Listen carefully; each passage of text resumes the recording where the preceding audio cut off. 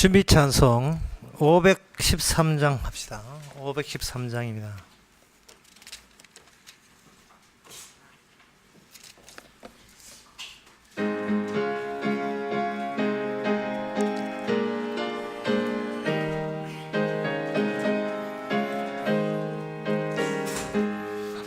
너의 마음에 슬픔이 가득 차도 주가 즐겁게 하시리라.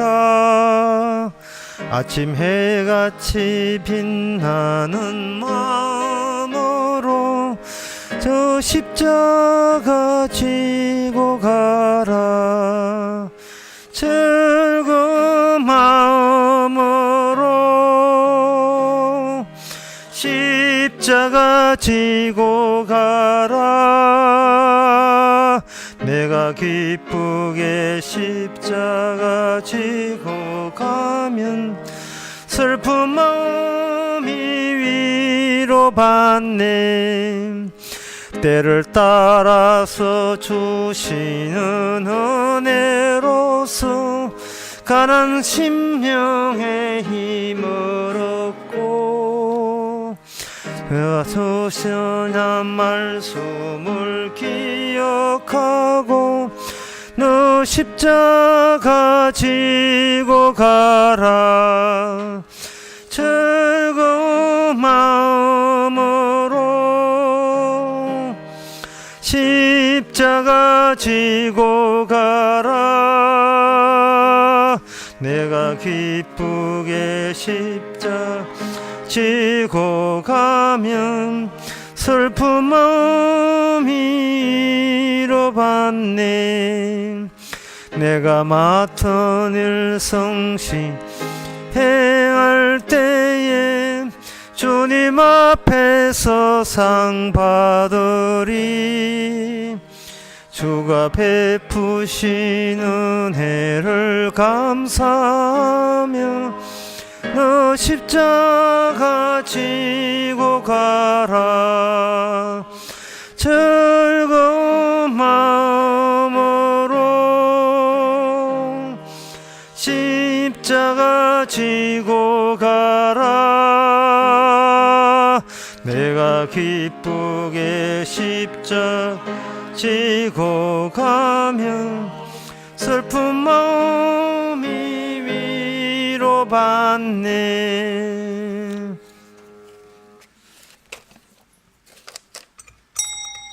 다같이 묵도함으로 예배를 함께 드리겠습니다.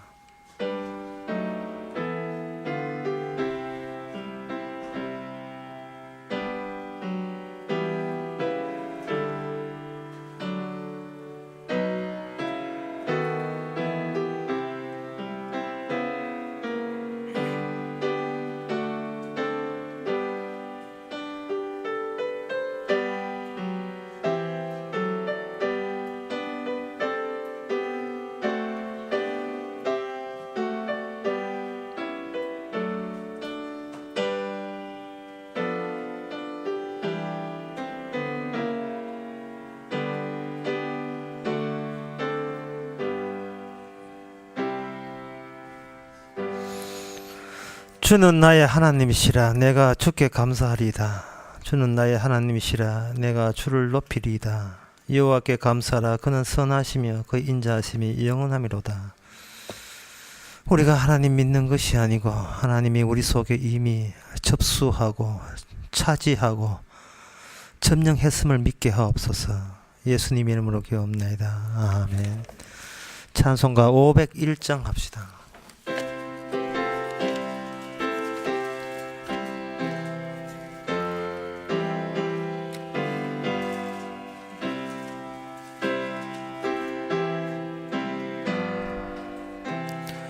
주의 십자가 있는데 더 가까이 가네. 날마다 점점 가까이 더 가까이 가네. 예수의 상한 허리에 보배로 온 피를 흘려서 날 위해 돌아가셨네. 더 가까이 가네. 더 가까이 가네. 성도들 상을 받을 때 더 가까이 가네. 하늘의 떡을 먹을 때 더 가까이 가네. 죄인을 대속하신 주 내 맘에 항상 계시니 성령의 감화 받아서 더 가까이 가네.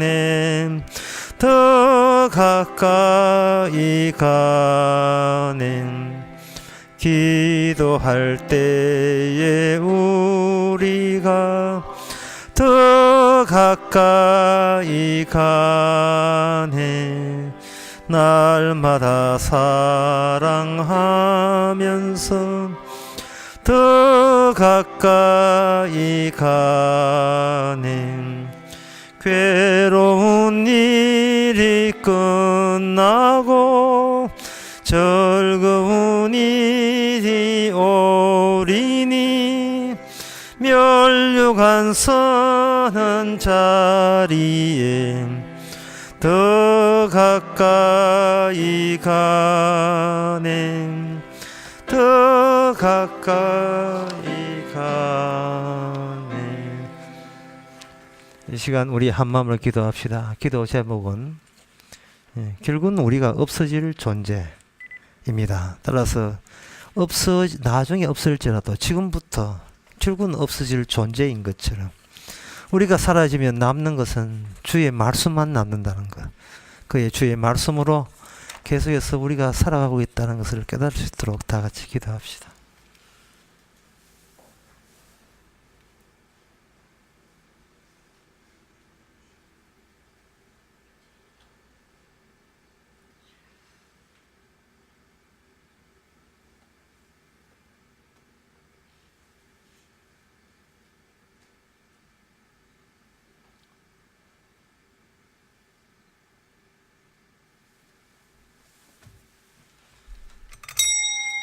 하나님의 아버지, 그렇게 잘나고 애지중지했던 우리도 세월과 더불어 없어질 날이 온다면 결국 남는 것은 주님과 주의 나라와 영원한 말씀밖에 없다는 것을 미리 땡겨서 우리 마음속에 품을 수 있는 저희들 되게 하옵소서.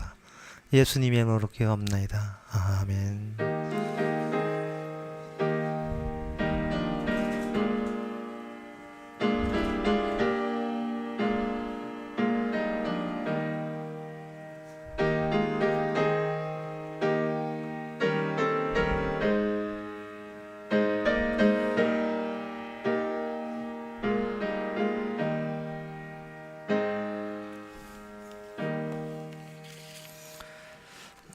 하나님의 말씀은 신명기 21장 10절에서 14절입니다.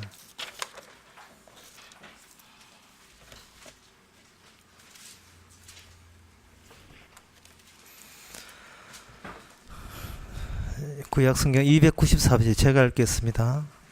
너가 나가서 대적과 싸움함을 당하여 내 하나님 여호와께서 그들을 내 손에 붙이심으로 너가 그들을 사로잡은 후에 너가 만일 그 포로 중에 아리따운 여자를 보고 일련하여 아내를 삼고자 하거든 그를 내 집으로 데려갈 것이요 그는 그 머리를 밀고 손톱을 베고 또 포로의 의복을 벗고 내 집에 거하며 그 부모를 위하여 1개월 동안 애곡한 후에 너가 그에게 들어가서 그 남편이 되고 그는 내 아내가 될 것이요 그 후에 내가 그를 기뻐하지 아니하거든 그 마음대로 가게 하고 결코 돈을 받고 팔지 말지라 너가 그를 욕보인 손적 종으로 여기지 말지니라.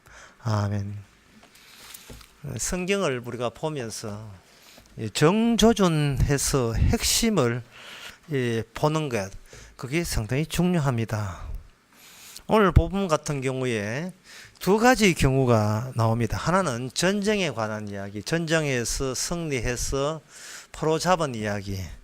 그 한 가지 그 노선이 있다면, 또 한 가지 노선은, 또 하나의 경우는 그 포로 중에서 아리따운 여자가 있어서 자기 아내로 삼고자 하는 우리 내면의 욕망, 이 욕망에 또 선이 하나 있습니다. 이 선 두 개의 서로 전혀 상관없이 보이는 두 개의 노선을 교차를 시킵니다. 교차되고 되는 그 접점 지점이 서로 만나는 그 지점, 두 개의 길이 하나의 사거리를 만드는 그 지점, 그 지점에 우리가 정조준해야 됩니다. 그게 하나님의 그 뜻이 거기에 담겨 있어요.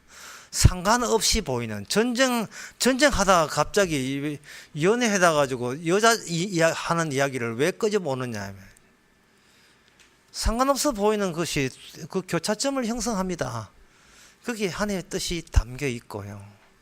그렇게 되게 되면 거기서 익명적인 존재가 법적으로 책임져야 될 주체적 존재로 거기에 포집하게 포착되게 돼 있어요.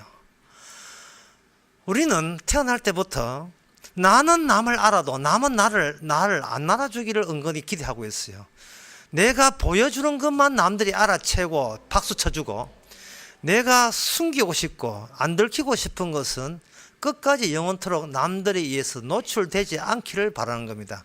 이것을 익명적 존재, 거기 우리는 남한테 보여주는 나 자아상 따로 있고, 순수한 나는 숨기고 싶은, 그걸 익명이라 하는 것은 이름이 은닉시키는, 이름을 없애버리는, 진짜 내 알고 싶어, 내 없다고 여기라, 이렇게 숨겨버리는 겁니다.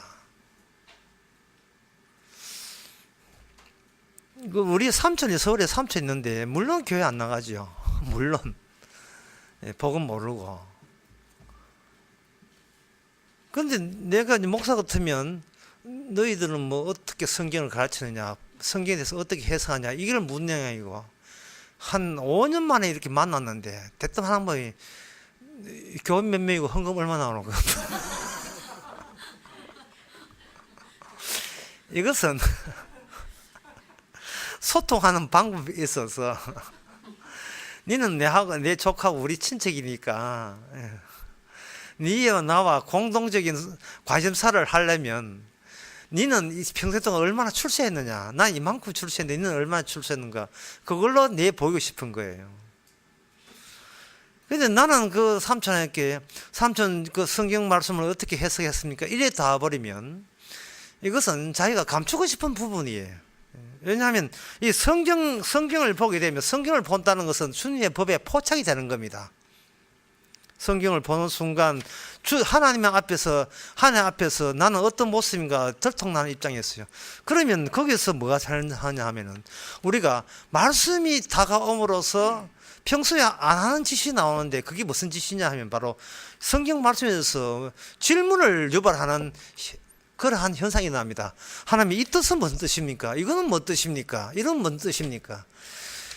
하나님에 대해서, 어떤 말씀에 대해서 궁금해서 하나님한테 묻든지, 뭐 성경 목사한테 묻든지, 이게 뭔가 말씀에 관해서 관심사를 가지고 묻는다는 것은, 그래서 정답을 알아채는 게 아니고, 그렇게 묻는 그 질문 자체가 성경을 통해서 보면 잘못된 질문이 비로소 나오는 게, 비로소 자기가 얼마나 잘못되게 살아가고 있고 형편없이 살아가고 있다는 것은 질문이라는 그 방식을 통해서 스스로 그걸 노출시키게 돼 있어요.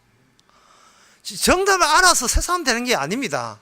그 질문 자체가 형편없는 질문을 하고 있다는 것은 성경 말씀과 마주쳐야 비로소 알거든요.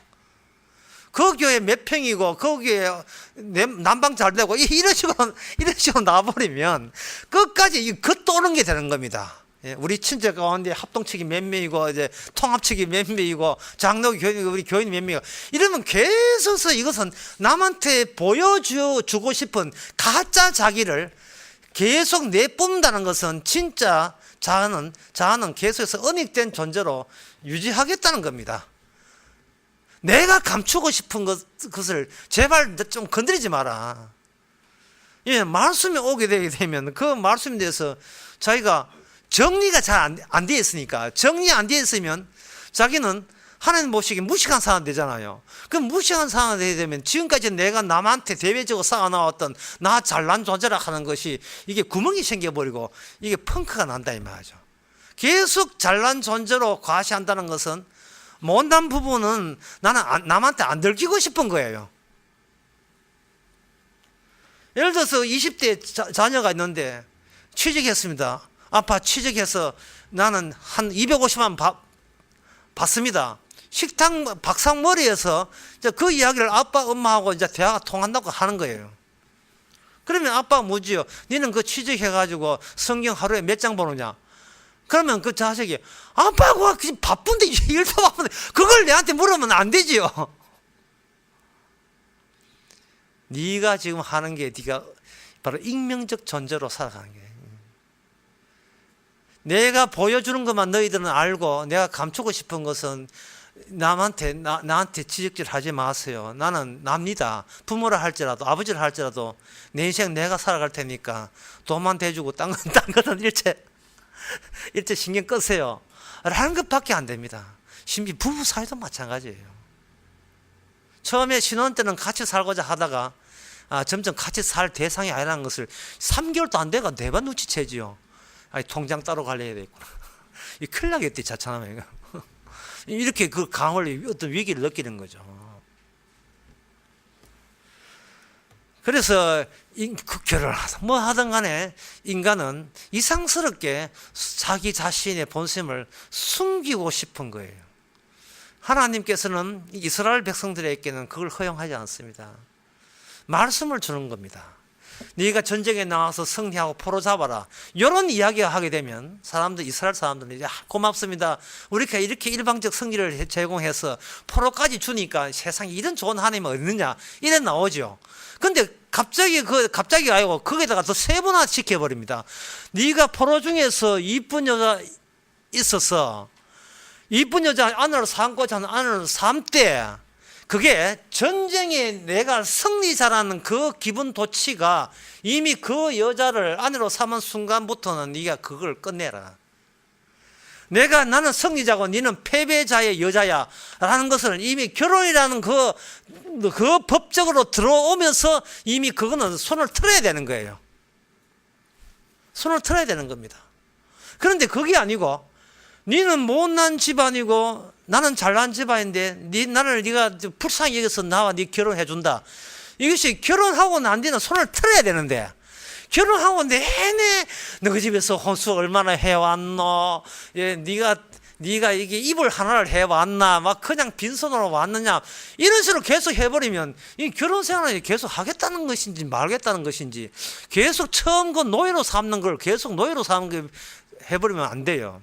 그게 뭐냐 하면 바로 사람들은 외부에서 내 힘으로 주어지는 것은 선뜻 내 소유물로 잡고자 하는 거예요. 승리했다. 그 하나님이 주신 승리를 나는 복으로 소유했다. 그게 바로 나야. 라고 하는 게 이게 법의 끝이 아니에요. 이제 그 소유된 그 포로가 네 내부 속에 들어가서 네가 감추고 싶은 네 내부의 실실을 완전히 폭로시키는 계기가 되는 겁니다. 그러면 외부 전쟁은 이제 내부 전쟁으로 번지게 되는 겁니다. 이게 말씀이 진행하는 방향이에요. 하나님의 복으로 이렇게 부자 되었습니다. 끝이 아니에요. 네가 그 돈 가지고 어디에 쓸 건데 그 다음부터 골치 아픈 일이 벌어집니다. 그 돈이 내 소유가 아니고 돈이 나를 소유했을 경우에는 그냥 그 많은 돈 쓰임새에 따라서 나의 그 허점이 나의 죄악이 그 돈 때문에 그 다음은 노골적으로 폭발하게 되어 있어요. 다 이게 노출하게 되어 있습니다.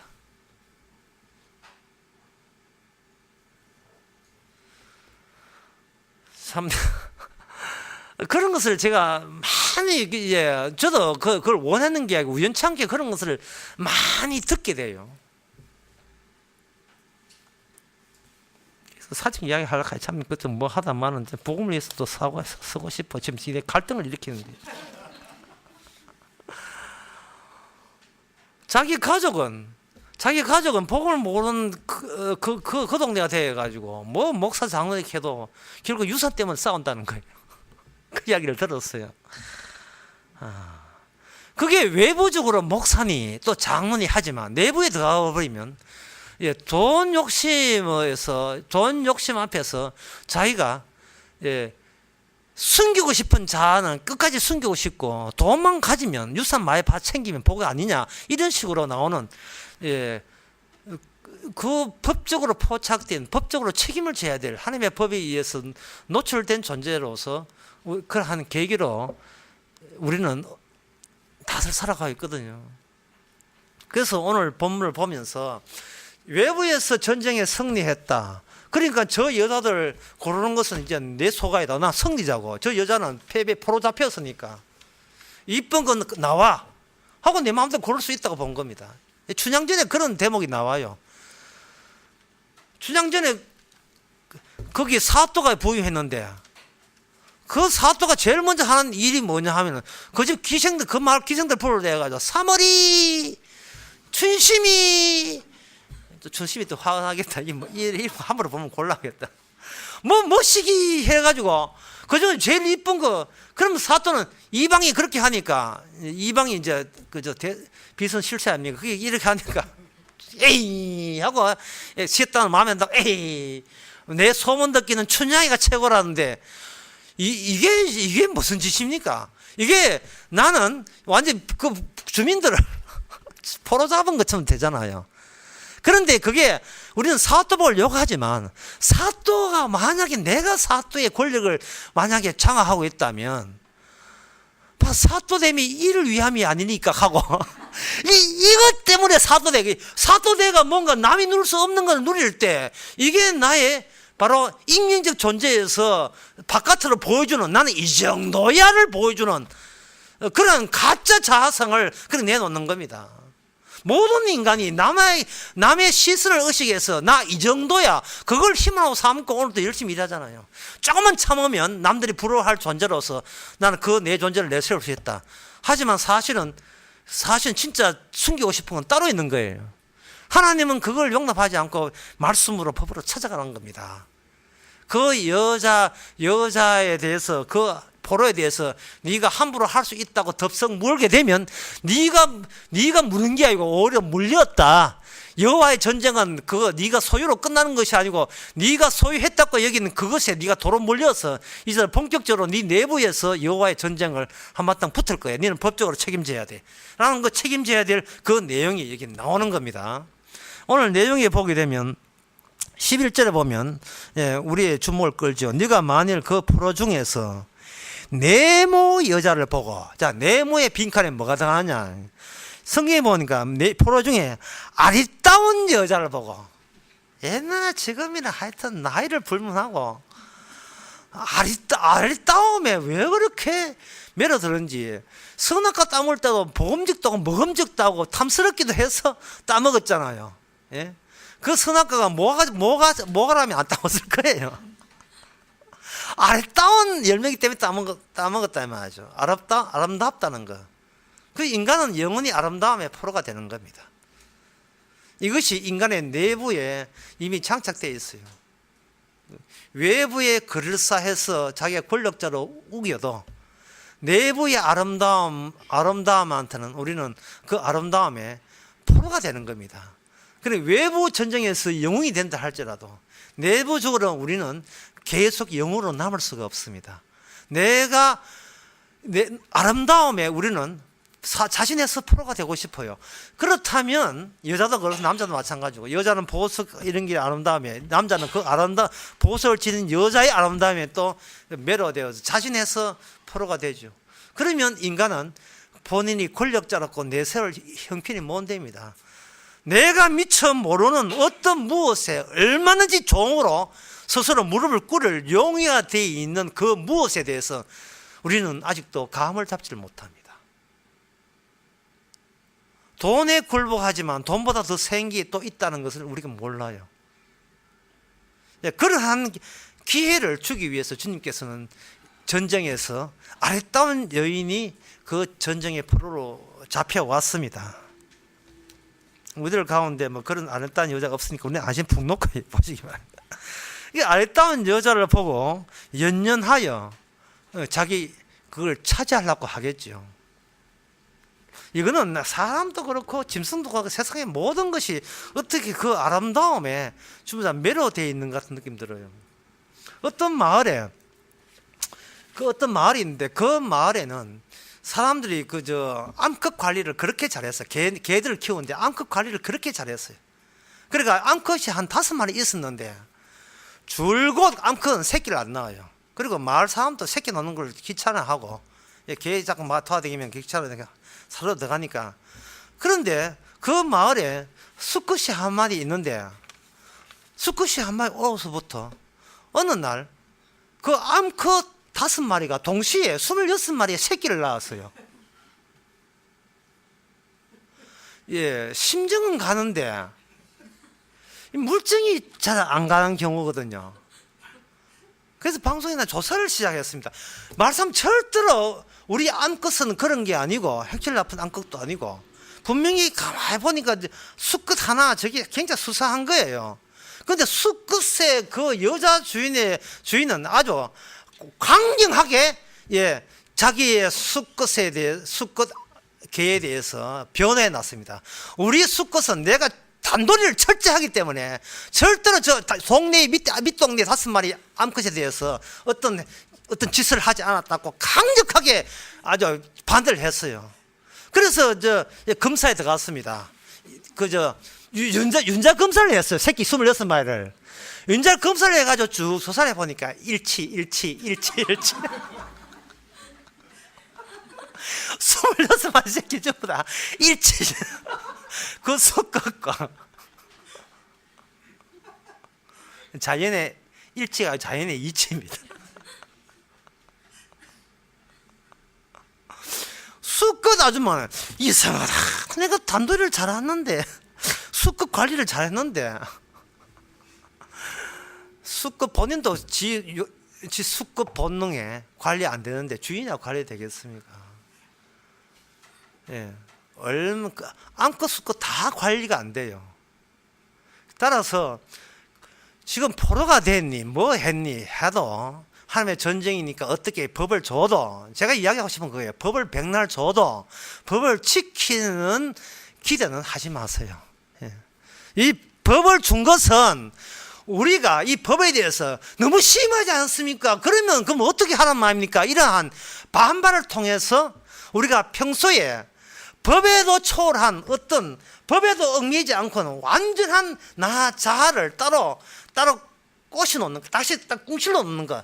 이것만은 하나님이라도 이거 손대지 마세요라는 게 그것을 그 악마 같은 그 나라는 절대성을 뽑아내기 위해서 이 말씀을 주신 거예요.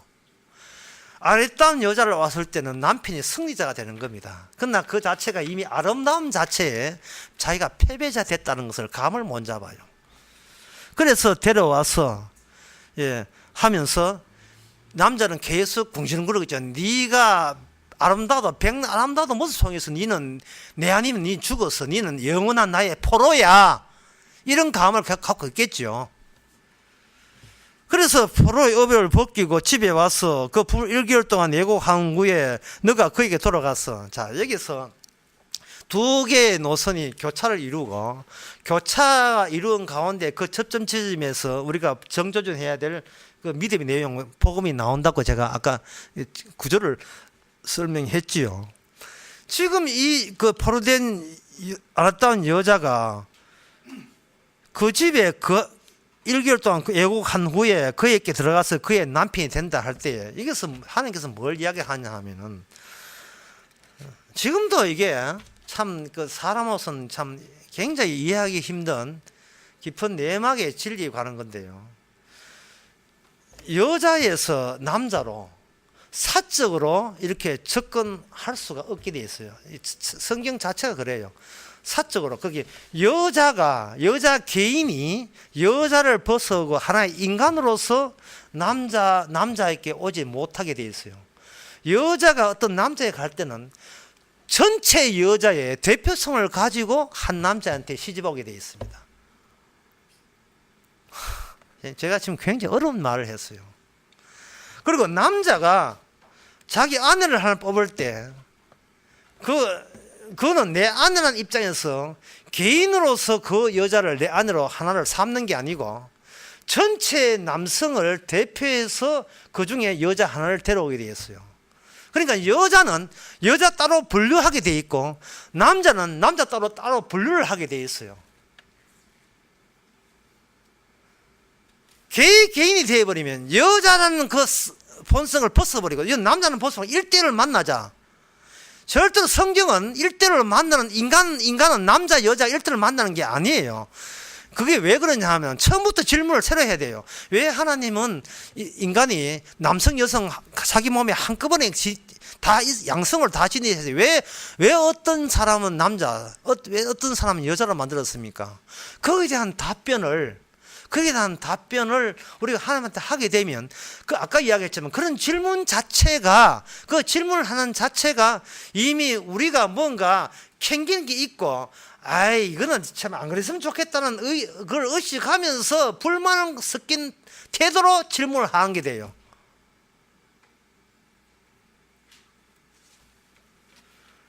이상하잖아요. 왜 세상에 세 번째 성이 없습니까? 와, 네 번째 성은 없습니까?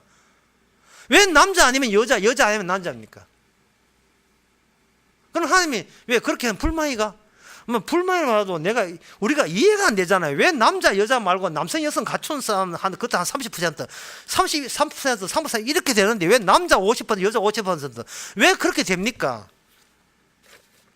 그것을 그렇게 질문한 자체가 내가 남성 속에 포함됐다는 그 하나님의 분류 자체를 독자적으로 독립해서 나는 나부터 시작하고 싶은 심보가 있기 때문에 내가 저 여자를 골랐다 이렇게 되는 거예요. 내가 남성을 대표해서 골랐기 때문에 저 여자는 나의 여자가 아니고 저 여자의 베개를 깔고 있는 전체 여자를 대표하기 때문에 나는 남성의 대표, 저는 여성의 대표니까 남성은 여성한테 이래 해야 된다를 보여주기 위해서 결혼하겠다 그런 생각을 갖고 있는 사람은 거의 없어요. 내 여자 내 마음대로 하겠다는 네가 봐 이래요. 그러니까 남성의 일부가 아니고 전체 공동성이 남성 일부가 아니고 나는 나다가 이게 타고난 죄성입니다. 악마성이에요. 백날 전쟁해가 여자 포로 되면 뭐합니까? 이건 내가 그 여자를 아내로 소유했다 이래 되죠. 그 여자에게 전체 남성은 이렇게 한 여성에게 이렇게 해야 이게 남성으로서의 바른 태도야. 그거 보여주려고 그 여자하고 결혼했습니까? 아니잖아요. 그런데 하나님의 법은 아니에요. 하나님의 법은 여성은 여성끼리, 남성은 남성끼리, 남성이 어떤 여성을 고를 때는 개인적 자격으로 올 수가 없다는 거예요. 남성을 하나님이 분류하신 그 분류의 취지를 가지고, 분류하니까 부르페프잖아. 그 분류하신 그 취지를 가지고 그 여자에게 다가가서 하나님이 정해준 남성은 여성에게 이렇게 대하는 것이 태도에 합당합니다를 그것을 일부 보여줘야 될 책무를 갖고 있는 거예요. 이것이 하나님 말씀하시는 그 부부의 원칙입니다.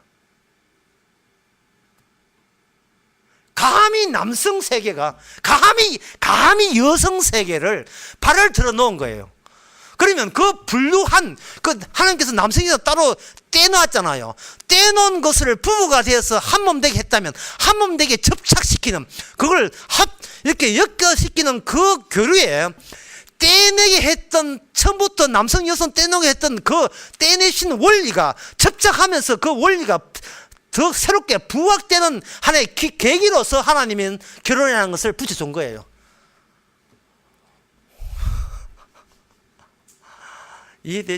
참 이해되기 힘들지요. 저 여자 끌리네. 내 여자 사먹까. 그래야 하는 게 아닙니다.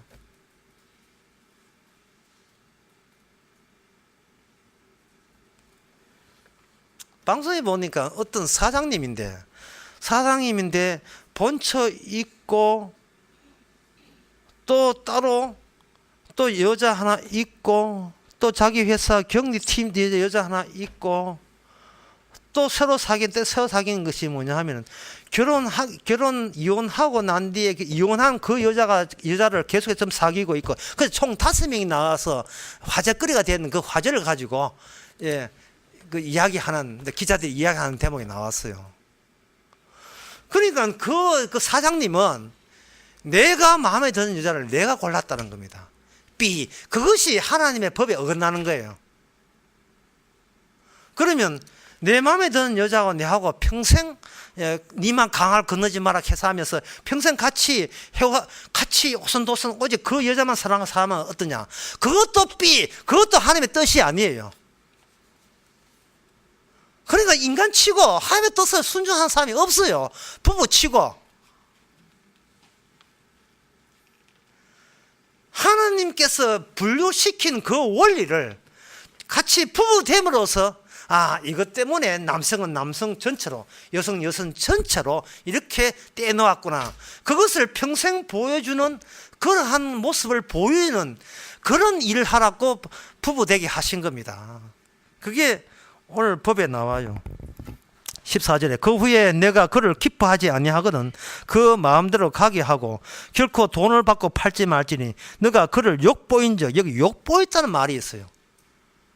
욕보였다는 말은 내가 아리따운 그 여자가 전체 여자를 대표해서 나타나는 걸 생각 안 하고, 네 아니면 여자 없나? 예, 네 아니면 여자 없어. 그렇게 되어버리면 그 여자를 욕보인 게 아니고 전체 여자를 욕보인 거예요. 전체 여자를. 근데 거기에 대해서 성경이 아니고서야 어떤 남자가 이걸 알겠습니까? 성경 봐도 난 안 들으려고 할 거예요. 어떤 남자가 이걸 알겠습니까? 지 욕구대로 욕망대로 살 뿐이죠. 그러니 이 성경은 지키라고 준 게 아니고, 내가 태어나는 것 자체가 사람에게 욕보이고, 결혼하면서 욕보이고, 결국은 하나님한테 욕보이고, 평생을 하나님을 욕보며 살아가는 존재가 바로 우리라는 것을 오늘 본문을 통해서 이야기하는 겁니다. 포로 잡아 전쟁에 승리했다. 우리는 오해합니다. 나를 위해서 승리케 하셨구나. 아닙니다. 네가 어떤 존재인을 노출시키기 위해서, 죄성을 드러내기 위해서 전쟁에 승리한 거예요. 그런데 아리따운 여자가 있었습니다. 너는 내 거야. 너는 영원한 나의 하녀. 이런 식으로 들어왔는데 그게 아닙니다. 그 여자가 친정집에 가서 울고 있습니다. 미쳤나? 네가 호강시켜 주는데 울기는 왜 울어? 아니에요. 그 여자 남들의 엮여진 모든 관계가 있습니다. 우리는, 남자는 그 여자를 차지할 때 그 여자만 달랑 끊어오죠. 그렇게 끊을 수 있는 자격이 남성한테는 없습니다. 자, 그러면 이제는 그 정조준 해야 할 때가 됐는데, 그러면 해답은 무엇이냐? 이거는 지난 울산 강의에서 제가 했습니다. 암컷과 수컷에 관한 겁니다. 암컷과 수컷에 관한 것은 여자의 후손에서 그 메시아가 와요. 여자의 후손이에요. 그 여자가 남자와 아담 만들어 놓고 그러면 여자를 붙은 것은 여자를 남자에게 보내게 했거든요. 특히 아담이 잠들고 난 후에 그 갈빗대로 여자를 만들어서 붙였다는 것은 거기에 남자 안에 무슨 손길이 담겨 있느냐 하면 하나님의 손길이 담겨 있어요. 그러면 남자는 작자 자체가 영원히 하나님의 손길에서 벗어날 길이 없습니다. 여호와의 다음을 늘 간섭받아야 돼요. 그 여호와의 간섭이 뭐냐 하면 함부로 무시하고 있고, 술 먹으면 패도 될 것 같은 그 연약한 여성이 여호와의 모습이에요. 하나님의 모습입니다. 약하기 때문에 밀칠 수 있는 그 모습이 여자의 모습이에요. 그리고 여자 이름이 바뀝니다. 남자 이름도 바뀌어요. 남자 이름은 흙으로 돌아가지만 그 흙과 결혼한 여자 이름은 생명입니다. 하와입니다. 연약한 무시당할 여자가 오히려 흙에 속한 죽어야 마땅한 남성을 살리는 역할이 여성 속에 있어요. 여성 속에. 따라서 남자는 여성의 약함을 통해서 요셉의 약함을 통해서 자기가 왜 죽어야 될 수 있는가를 약함 속에서 찾아내야 돼요. 약한 여자와 결혼해서 그 여자의 약함을 새롭게 느껴져야 됩니다. 제가 울산 강의에서 그런 이야기 했거든요. 부부라 하는 것은 만난다고 결혼되는 게 아니고, 부부는 흔히 말하는 사랑으로 하는 게 아니라, 사랑은 욕정일 뿐이고, 뭐냐면 서로에게 새로운 존경할 만한 것이 계속해서 나와줘야 계속 부부 생활을 계속 할 수 있다고 이야기했어요. 새로운 거, 깜짝 놀라면, 당신한테 그런 면이 저렇게 이렇게 잡채를 잘해? 놀랬어. 이렇게 맛있는 게, 클수록 새로운 면이 나오는 것은 새로운 면을 여호와께서 배워서 새로운 면을 계속 제공하게 되고, 그 새로운 면이 나온다면 기존의 남자가 자기 주장을 자꾸 포기하게 돼요. 내가 니라서, 내가 나정되니까 니 같은 거 살아주는 거야. 이게 아니라 그 새로운 면 앞에 남자는 자기의 존재성을 잃어버리는 겁니다. 야, 이거 니 없이는 난 못 살겠다. 이게 계속 나와주는 거예요. 그게 여호와께서 성도를 꾸려나가는 인도하시는 방식입니다. 다시 말해서 여자한테 뭐가 있다? 여호와의 법이 있는 거예요. 그 법이 있음으로써 그 무시할 여자 속에서 무시 못할 법이 나온다면, 그 법은 남자로 하여금 내가 왜 힘들게 일하면서 돈 벌면서도 왜 죽어가고 있느냐, 나는 왜 이 땅에 살다가 곧장 죽어야 되느냐, 그 이유를 내가 무시하는 여성, 내한테 당하기만 하는 여성 속에서 그걸 찾아낼 수 있을 때, 그게 내 진짜 나를 찾아가는 새로운 면면들이 되는 겁니다. 오늘 놀기가 어려우면 올려놓을 테니까, 또 이미아 성도님 또 녹취할 거니까 한번 다시 읽어보시기 바랍니다. 예, 우리는 주님의 법 아래 포착될 때 임명적 존재에서 법적으로 책임지는 존재가 되는 거예요. 하나님의 언약 안에 포착이 될 때 우리는 하나님의 관계성에 있는 성도입니다. 이스라엘입니다. 기도하겠습니다. 하나님 아버지, 우리 외부의 소유가 내부에서는 오히려 우리의 소유성을 파괴시키는 하나님의 법으로 작용합니다. 내가 아내를 가졌다, 아내를 소유했다가 나중에 아내로 인하여 구원받는 기회가 된다는 것을 잊지 말게 하옵소서. 예수님 이름으로 기도합나이다. 아멘.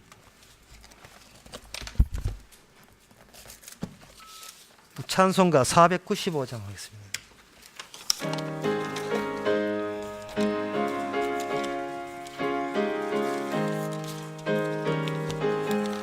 내 영혼이 은총 입어 중한 죄지 벗고 보니 슬픔 많은 이 세상도 천국으로 화화도다. 할렐루야 찬양하세. 내 모든 죄 사함 받고 주 예수와 동행하니 그 어디나 하늘나라. 주의 얼굴 뵙기 전에 멀리 뵈던 하늘나라 내 맘속에 이루어지니 날로 가깝도다. 할렐루야 찬양하세. 내 모든 죄 사함 받고 주 예수와 동행하니 그 어디나 하늘나라. 높은 산이 그친들이 초막이나 궁궐이나 내 주 예수 모신 곳이 그 어디나 하늘나라. 할렐루야 찬양하세. 내 모든 죄 사함 받고 주 예수와 동행하니 그 어디나 하늘나라. 기도합시다. 지금은 우리 주 예수 그리스도의 은혜와 하나님의 크신 사랑과 성령의 충만하심이 세상에 내 혼자 사는 것이 아니고 주의 법에 얽혀서 살아있다는 것을 깨닫는 모든 성도에게 주의 이름으로 축원하나이다. 아멘.